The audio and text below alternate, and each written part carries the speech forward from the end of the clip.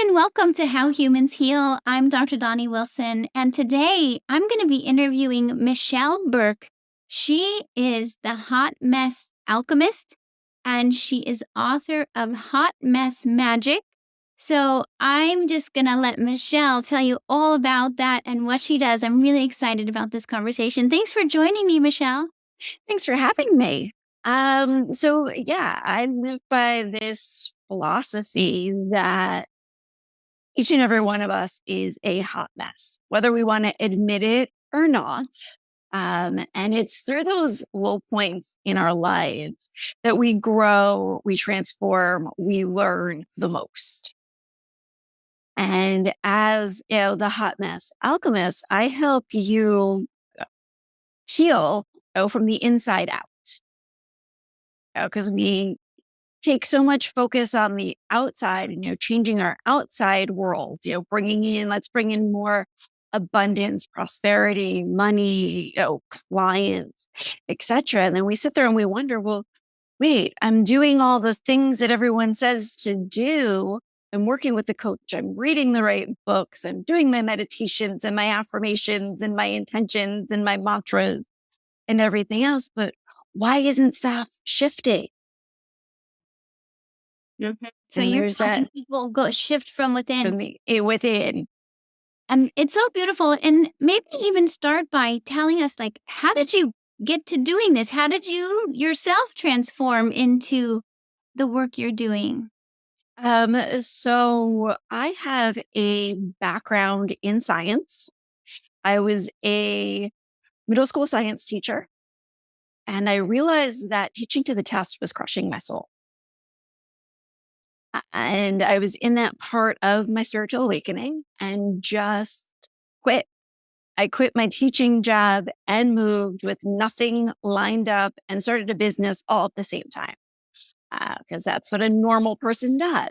Sometimes we hit those moments in our lives, right? I mean, I think Yes, that's probably not too uncommon that it's like it might be festering under the surface so that we can kind of keep going. But then at a certain point, we just wake up one day and we're like, I cannot do this another day. Would you say it's like exactly.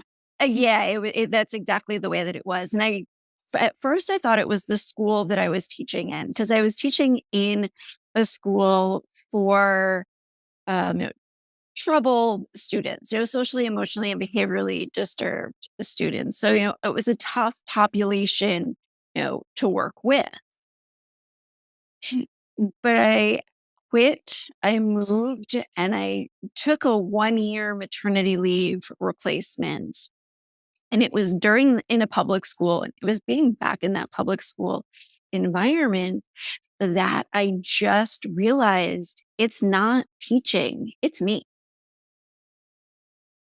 So And even it if was, you change schools, even though like yeah, you're like, still's not fitting for me. it's still Something. not fit. Exactly. Something's not right. It's not fitting for me. I'm like, it's me.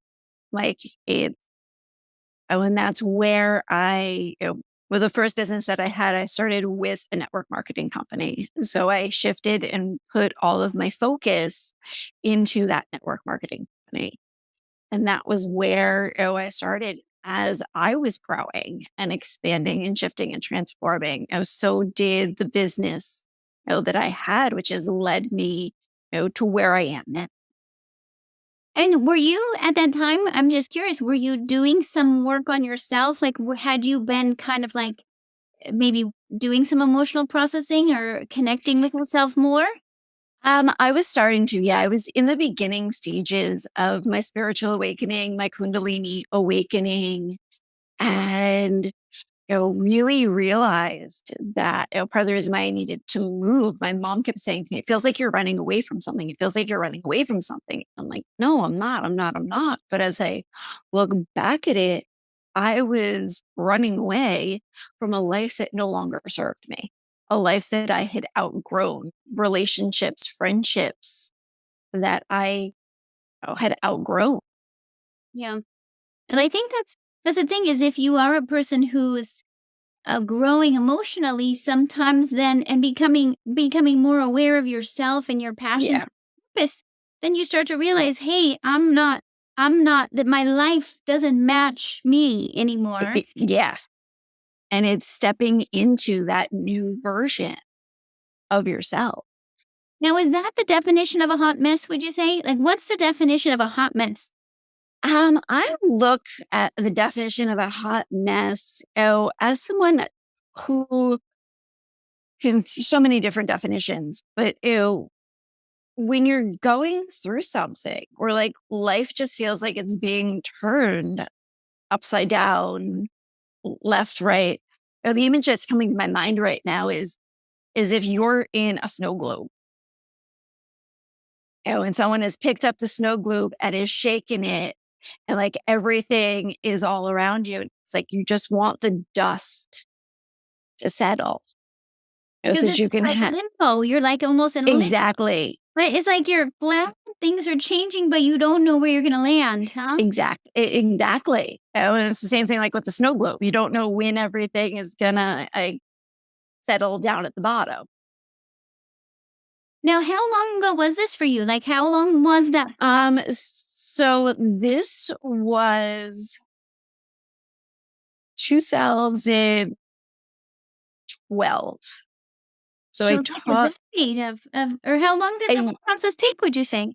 so um, no, in 2012 is when I was the 2012, 2013 school year was the last school year that I taught at the private school.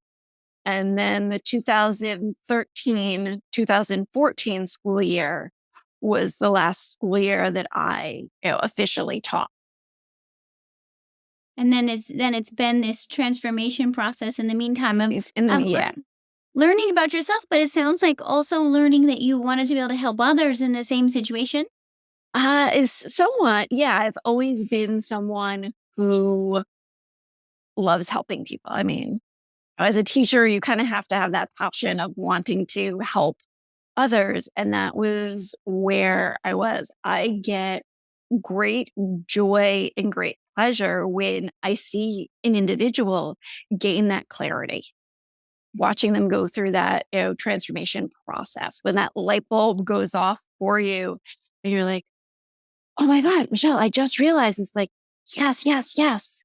Like, I realized this 3 weeks ago, and I was waiting for you to catch up to where I was, put all the pieces together. That's what like lights me up is when someone connects the dots and starts to gain that clarity and starts to see their life coming together and seeing the shifts that are taking place within them and in their life. And it's, I mean, if some people who might be listening might, sometimes they kind of sound scary too, because we're even as much as we might be unhappy or in pain emotionally or physically in our lives, and not happy with our job, for example, or where we're living, we're so familiar with that Yeah.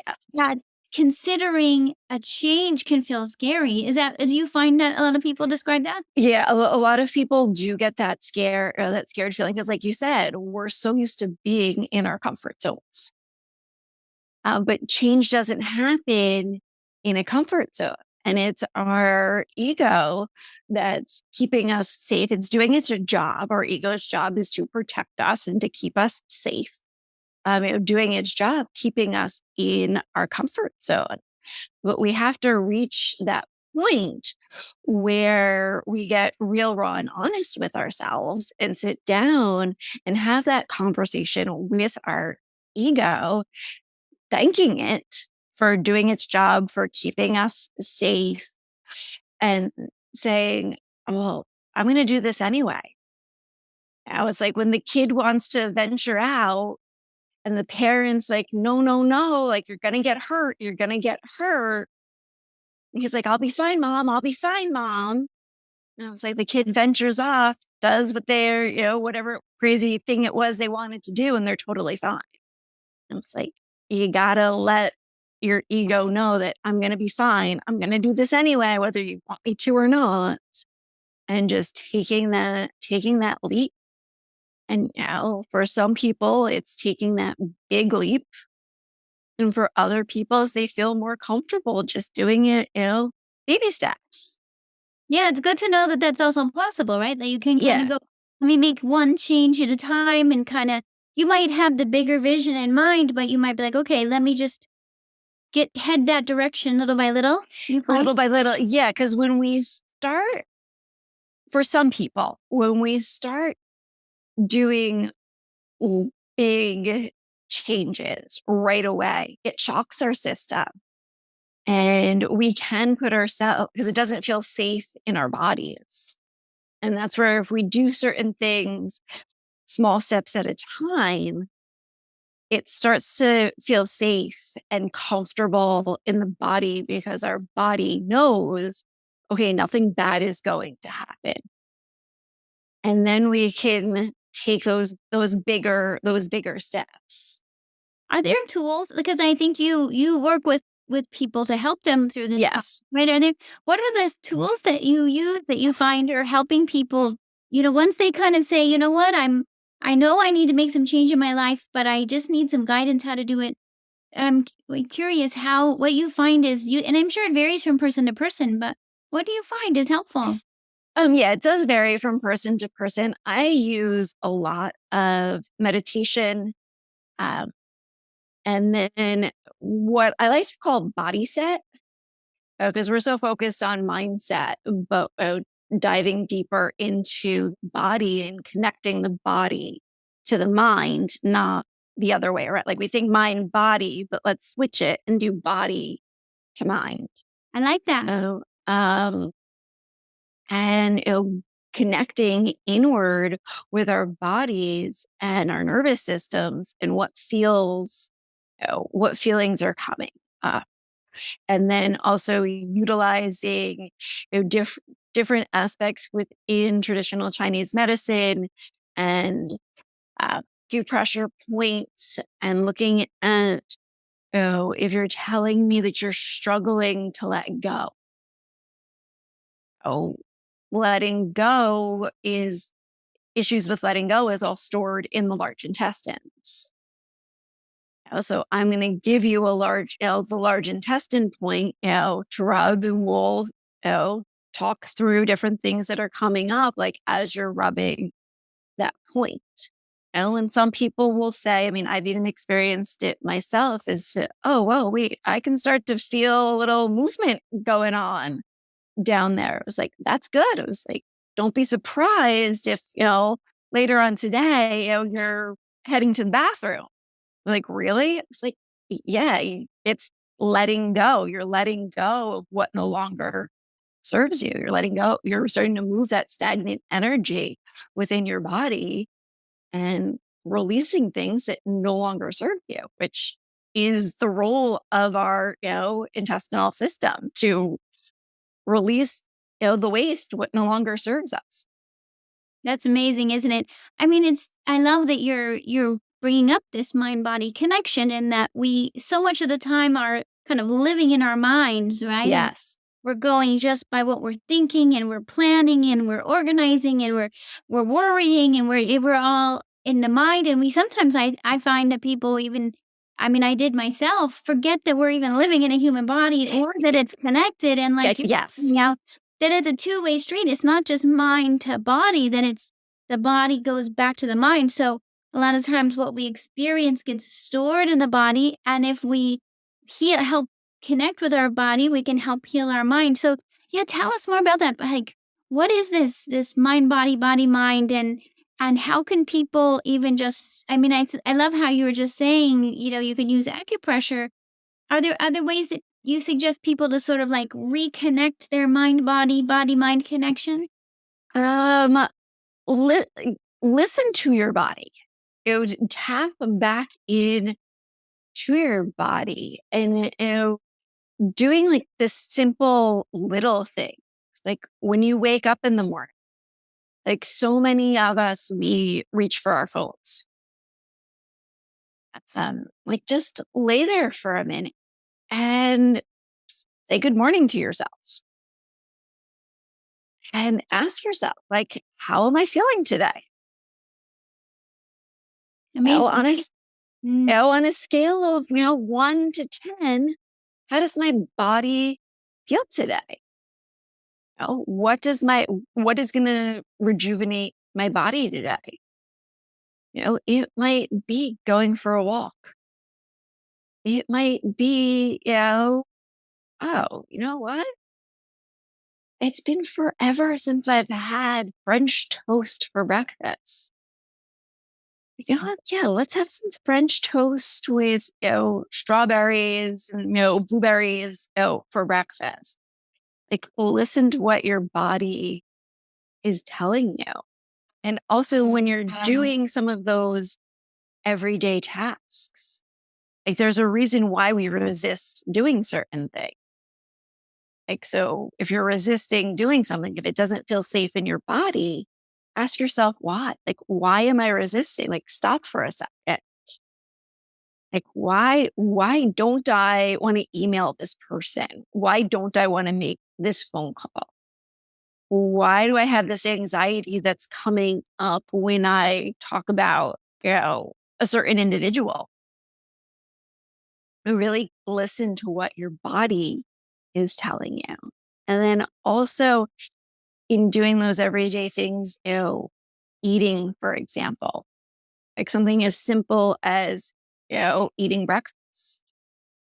So many people will sit there and have the TV on in the morning or be eating while looking at a screen. So we're so distracted that We're so exactly. We're so distracted that we're not paying attention to what we're eating and not being mindful of the food that is nourishing our body. And we're also not allowing our body, by looking at a screen, to properly digest what it is that we're looking at because our body is too busy. It's not, it's too busy because it's overloaded with, okay, it's digesting the news program that's on the TV, the um, Facebook post that you're reading while you're, eating your French toast. It's like it's trying to digest three things at once and putting all that extra stress out on our bodies instead of disconnecting from the screens, especially while eating, and really savoring and enjoying what it is that you're eating. Like how buttery and sweet is that French toast? How, creamy is it? How luscious do those strawberries feel, up against your lips? Like the little things that we don't think about. It's like, okay, I'm hungry, shovel it in and you're done in, 5-10 minutes. It's like, no, savor your meal and really make an experience of it. it's this like make it a mindfulness exercise of Exercise, eating. yeah, of eating, and something, I'm just using eating because it's something so simple that we do it multiple times a day and we all take it for granted. It's very true. It's very true. And the thing is, there's a lot of science behind what you're talking about. And since you were, trained and you were teaching science, can you tell us a little bit more about like, because I think sometimes people think, oh, well, this just, is this really going to work? Is this, is there anything behind this? And I know because I've read the research, so too, but I would love to hear how you explain like the science behind these things you're describing. I kind of let the science speak for itself. Most of my clients are open mind, and are at some point within their spiritual awakening or have some spiritual connection, or are open to aspects of holistic and alternative medicine. So they know that there's some sort of connection. They might not know everything. So I kind of let the results speak for themselves and the things that they're experiencing, speak for themselves. Because sometimes, they'll see things shift and transform, really quickly. Like, oh, wow. Like I didn't realize that, or Oh, you were right. I rubbed that large intestine point, and 2 hours later, I was in the bathroom for the second time today. Told you so. It's almost like you learn to kind of let your body listen to your body, let your body Yes. you, and almost like a self-experimentation, try Yeah. and then notice what happens, and then you're really connecting the dots. You're connected. Yes, because I act as that guide. I'm going to give you those tools. I'm going to give you those resources. I'm going to walk by your side, but you're the one who's got to do the work, and you're the one who's going to experience it for yourself, because I can tell you that by rubbing, point right here, that in a couple hours, you're going to end up in the bathroom and you're going to look at me going, "You're crazy." But, well, that's the case. Well, I mean, Chinese medicine is an ancient Yes. form of medicine. Is the I'm just wondering, like in your book, so in the Hot Mess Magic book, which is Mhm. a best-selling book, called the subtitle is "Discover the Magic in Your Mess." So tell us about it. Like, how do you guide us through all of this in the book? So in the book, I go through and I share quite a few of my messes. Um, how I got into them, what I learned from them, um, how I grew, expanded from them, um, and I'll share parts of my life and my story so that you can then relate. Because when we're in these messy times in our lives, we feel as if we're the only person who's going through this, even though there are 7 billion other people on the planet. We feel, like I said, that we're the only one going through this. We also have a lot of guilt and shame Mm. that comes up, especially as women. So, by diving in and sharing my stories, oh, I'm lessening some of that guilt and shame for others. And I share the guilt and shame that I was feeling. And also as to why we feel this guilt and this shame. It all goes back to the way that we were raised and programming and conditioning and society, etc. Yep, yep, it's so true, and it's reminding me that, in and some of the work that I do, I help women with addressing HPV, because what I've seen over a couple decades of helping women is that it's possible to get this HPV virus to negative and prevent cervical cancer, let alone other HPV related cancers. And one of the key factors that I've observed is the women who are most successful with this, of getting HPV to negative and stay negative, is that they experience a transformation of themselves, really, in the process. It's like HPV is more likely to exist when we're out of balance and we're And not that's fine. when, we can use myself as this example, because yes, when I was in that stage in my life where everything, before I had left the private school, yeah, where I was in like this weird transformation state. Yes, I did have an issue with HPV and did have, cells that had come back as, phase one, phase two, and had to have surgery. Um, since then, I'm free and clear. Yeah, I really observed this case after case, and so now I include that in the work that I do. I really encourage women, because at first you think, "Oh, I'm just gonna take a whole bunch of this mushroom product, or I'm just gonna, Yeah. make hey, I'm healthy. Why is this virus here?" But when we really pay attention, we realize, oh, the virus is there as an indication, right? Listening to the body, Yes. saying, "Hey, this is here because you're out of alignment, and if we can help you find that what's making you susceptible, then you can transform, and in the process of getting rid of HPV, you actually end up in such a healthier state and more living your purpose. It's really such a beautiful thing. So I completely, I completely get it. And I see, and you know, um, there's a author, Joseph Campbell, who writes about the hero's journey. And I've now talk about it as the heroine's journey because a lot of times I'm helping women with Mhm. HPV. And it's this conversation about how we can be called to an adventure, really called to transformation or awakening. And in the process, we go through, right? It's not just like a downhill journey all easy. It can be some difficulties and challenges Mhm. through, Yes. but then you end up in the process transforming like the analogy of like a butterfly, right? Of Yes. going into the cocoon and coming out as a or the phoenix rising, right? There's a lot Yes. of these analogies of Yes. Yeah. The other thing that I am thinking of is, the formation of a diamond, where you need that pressure, for the diamond, to form. But the example that I use the most with people is um, an artichoke. really.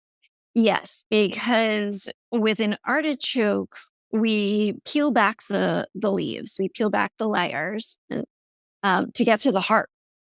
Like that's what we want to get to. We want to get to the heart of the matter. We want to peel back the layers to expand and open up your heart more and to get to what that, the heart of the matter of like what is causing, the issues within your body. Because when we're feeling pain, it's an indicator that something's wrong. A headache is an indicator that something is wrong. Pain in your knee is an indicator, that something is wrong. But we live in a society where it's, oh, I have a headache. I'm going to pop, some Tylenol and oh, my headache's gone. Instead of, sitting down and going, oh, well, I ate a lot of sodium over the past couple days and I haven't really had that much water. Oh, my headache is because I'm dehydrated. Oh, I stood up too fast and now I've got a headache and I feel a little lightheaded. Like, oh, like there's something going on, with blood pressure or, equilibrium. Yeah. Yes, amazing how we can we instead of just going for that quick fix, we can take it as a chance to really think about what's really going on here. And a lot of times it's simple changes, just drinking more water could be the Yeah. Yes. And amazing. just getting to what that root cause of the issue is. And that's, one of the things that I love about traditional Chinese medicine is, you know, how everything is interconnected. And also having, the different spirits within your body that are also connected and how those, show up as well. Yeah, that elements, how the like how Yes. not in so many traditions, Chinese medicine and other forms of medicine and ancient healing have who do refer to these elements. Do you feel like you could speak to that a little bit? Yeah. So we have, if we, um, in Chinese medicine, there's fire, earth, metal, water, and wood. Now, those are the five elements, and they all interconnect, to each other.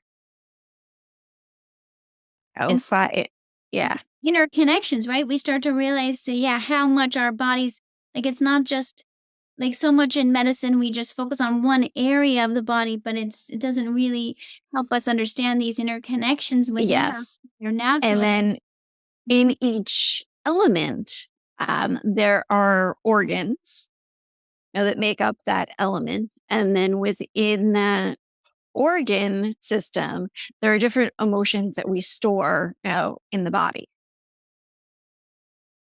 I love it. Yeah, and it is so healing to start to understand that and to use it as a tool for understanding yourself and your body.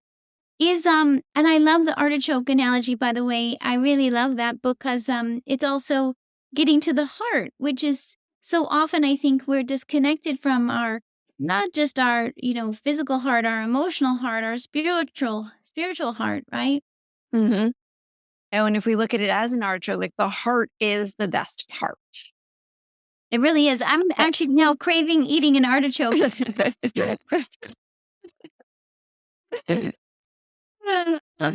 have to go get one.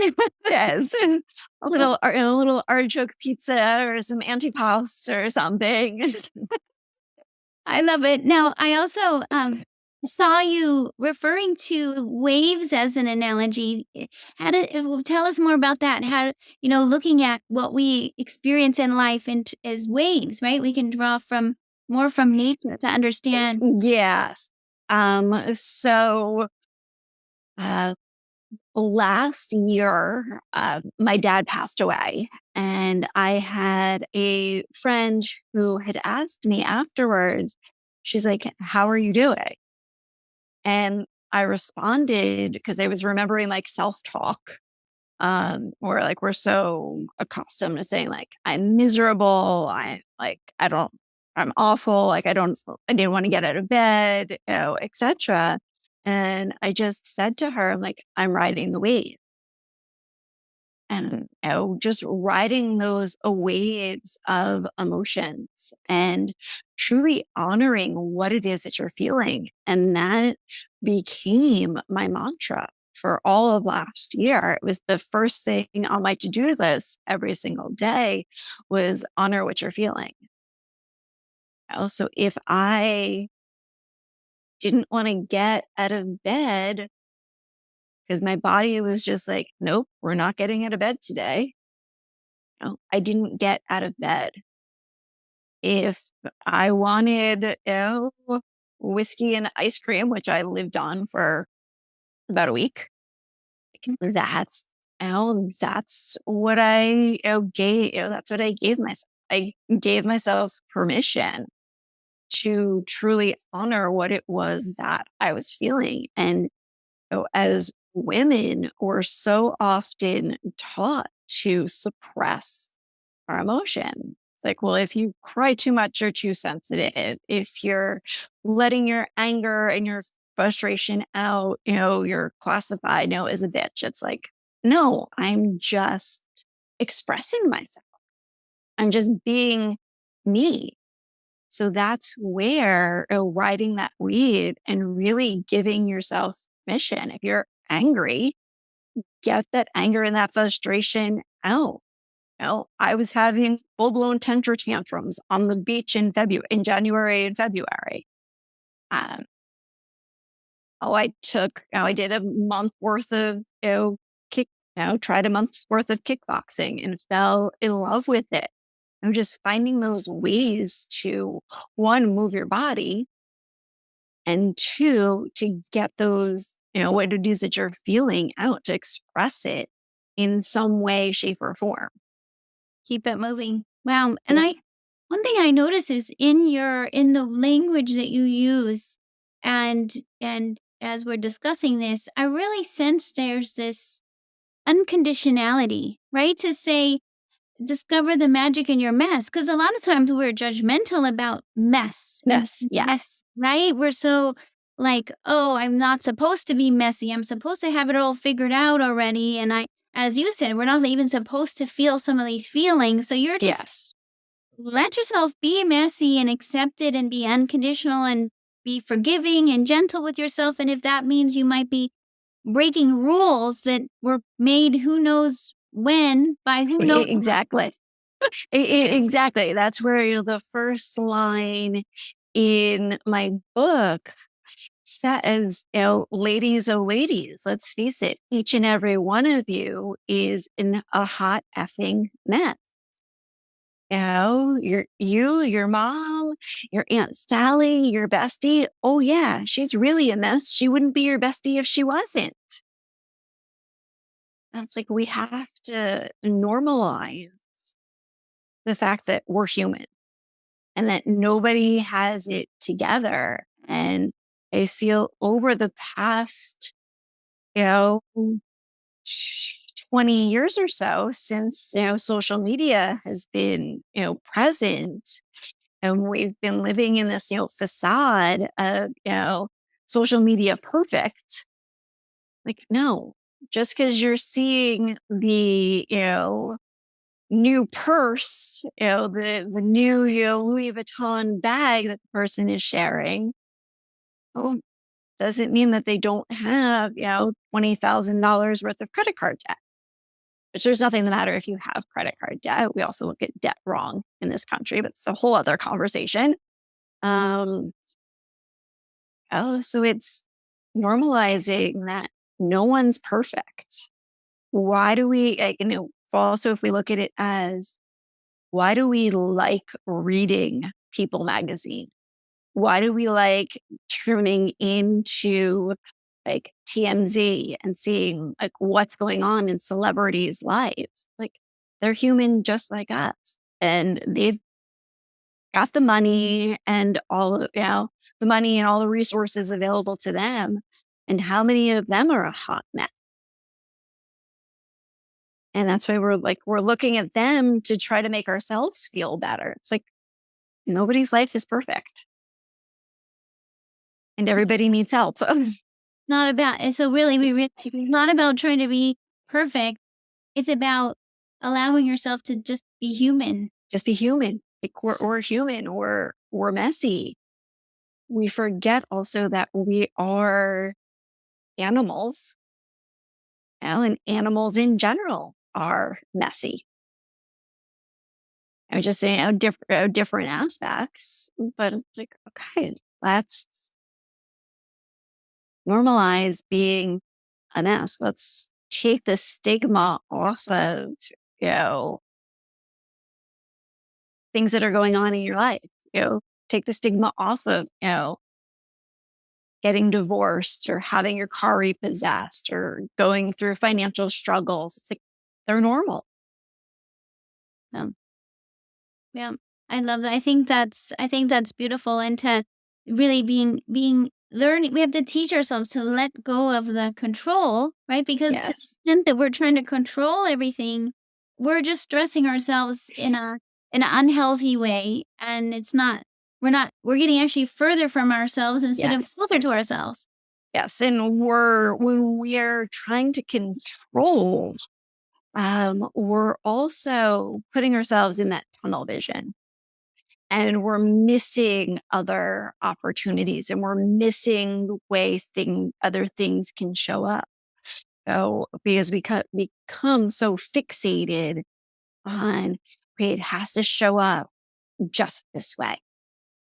It's like, well, it could show up a different way if you're open to it. So it's where, like, I always say, like, stay open to the possibilities. You'll be open to what's going to come your way. Don't expect it to come a certain way. I love that. Yeah, that's like makes me think of the concepts of quantum physics and quantum biology, right? Yes. There's all these possibilities, and if we're too hyper focused, we're gonna miss that, and we might think we're heading where we want to go, but is it really connecting with your true spirit and soul, or how do you speak about that? What is that? What is that about our true essence? I feel that so many of us aren't in true touch with our true essence and we don't truly know who we are. So that's also like one of the things that I work on, with people is tapping into your magnificence. Like each and every one of us has a gift. We're all here for a reason. We all have, gifts, a purpose, a reason. And, some of us, our purpose is bigger than others, but everyone's purpose is meaningful. Everyone's purpose has power. Everyone's gifts have power. So really just connecting in with yourself.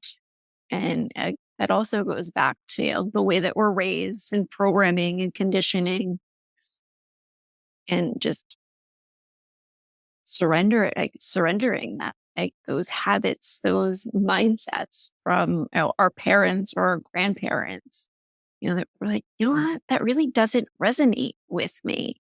Why do I still do that? Oh, you don't have to still do that. If it doesn't resonate with you, don't do it. There's like a sense of freedom, right? And I go, oh, okay, I can choose to do something differently. Oh my gosh, well, it's really, I really enjoyed speaking with you, Michelle, and I'm so excited for. What do you recommend people to start to like if they want to continue to learn from you? What do you suggest? Where should they go? They can go to Amazon and check out my book. That would probably be, one of the best places to start, just to get, familiar, a little bit more familiar. Would be, my book, as well as, Instagram, or, if you're ready to dive in, all together, send me an email, or, send me a DM on Instagram. Awesome. I love it. Yeah. So in Hot Mess Magic, the book is available at Amazon, like you mentioned, and Yep. Amazon, Barnes and Noble, Walmart. Those would be like this big ones. Lulu. and your website is michelleaburke.com. Is that right? Correct. Okay, I'll definitely put all of this in the notes with this episode, and so if you have more questions for Michelle or would like to, if what you're hearing is like you've been looking for someone to help guide you through this process, or maybe you found yourself somewhat in this process and you feel like, oh my gosh, I wish there was someone who's been here who can help me, then definitely reach out to Michelle. And thanks again so much for joining me. I know that Welcome. Thank you. you and I are actually could just wave at each other because I'm Yes. in here across the water. I'm It's across the very- water. Yes. But do you help people from everywhere, or do they? Yes, I help it. Yep. All over. That's the wonders of Zoom and technology. Yes, I work with people all over, and it's also, I also, do a lot of energy work, and it's energy. You don't have to be in the same place. Awesome. So yeah, so don't let location stop you from contacting Nope. Michelle.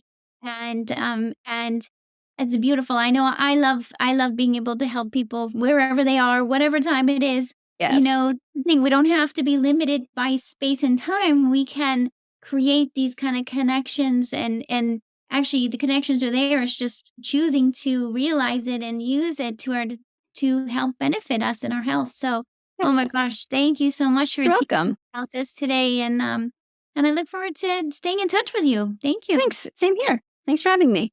You're welcome. Thanks for listening to How Humans Heal. If you liked this episode, leave a rating and a review. And for more resources, visit drdonnie.com.